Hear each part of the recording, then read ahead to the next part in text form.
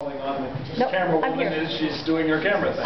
With regard to creeping Sharia in the United States, no matter how gradual it's progressing to a certain degree, how confident are you that the champions of separation of church and state, like the ACLU and the mainstream media, in maintaining that separation of church and state, the way they do with, eliminating Christmas trees and doing away with, sculptures of Ten Commandments? Are we comfortable that they will be active in separating Sharia from state?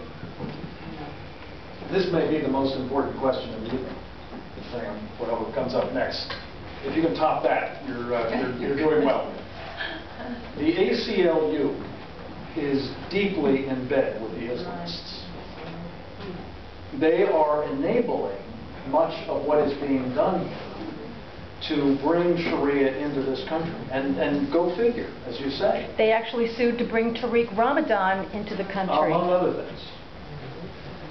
The ACLU is on the progressive left before they're concerned about the First Amendment, among other constitutional prerogatives.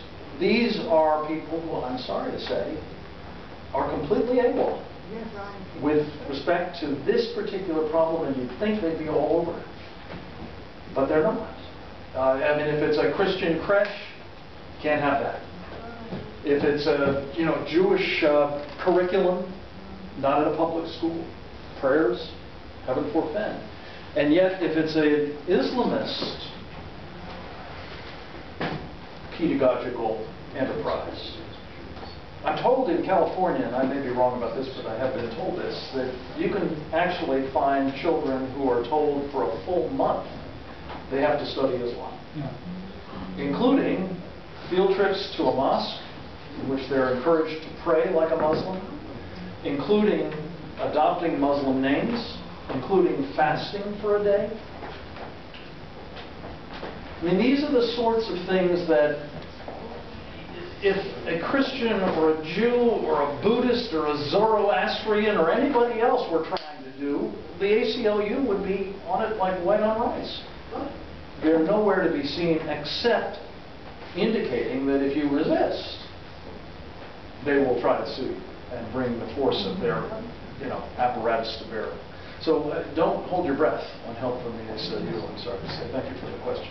That's right. Bob is in. Thanks for being here tonight, Mr. Gaffney. Question for you.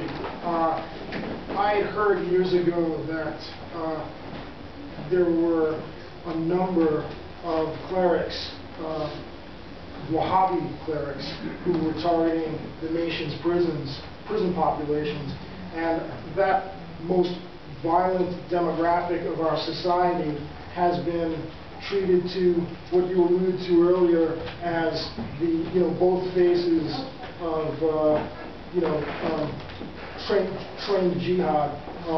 Mecca and Medina. In prison, they're treated to the Mecca phase of jihad, and then after they're released from prison, they're often directed by these clerics, this is what I heard, to visit these compounds in various parts of the U.S. where they eventually become residents and get treated to the Medina phase of jihad. Has there been any effort at all by the federal government to really close down these compounds, or to at least stem the flow of Wahhabi clerics to preach at the prison systems? Well, we're now in a dead heat. This is a terrific question, too. And I could spend the evening talking about different pieces of this. Let me try to do it briefly. The problem is, if you can believe it, worse than you have just described, and that's pretty bad. Starting back in the Clinton administration, a top Muslim brother by the name of Abdurrahman al-Aboudi was not only made a goodwill ambassador for the United States to the Muslim world, he was not only made an advisor on the Palestinian-Israeli peace process, he was given responsibility for selecting, training, and credentialing chaplains for both the United States military and the prison system. Now, as you say, I'm sure there are some, but I can't think of two populations that I would less like to have being indoctrinated by Abdurrahman al-Amoodi's clerics than the United States military and felons. But he did that until he himself was sent to the federal prison system in connection with a plot to assassinate the man who was then the crown prince and is now the king of Saudi Arabia. Did I mention Grover Norquist? Yes. Grover Norquist was recruited, arguably, by Abdurrahman al-Amoodi to get into the Islamist Front organization business, by the way, before he went to the slammer himself. But we are so far from taking corrective action against these guys. And I honestly, I don't know whether all of the Medina stuff is taught after they get out, whether some of it is taught sotto voce maybe, but taught while they're still in the prison. Hard to say. But I will tell you this. We helped one of the great United States senators of all time, who sadly is now leaving, Senator John Kyle, with some hearings that he held back, I think, in 2004, when he was chairman of the Senate Judiciary's Terrorism Subcommittee. And he brought in the prison system's top officials to ask them about basically the questions that you've just put. And you know what kind of answer he got?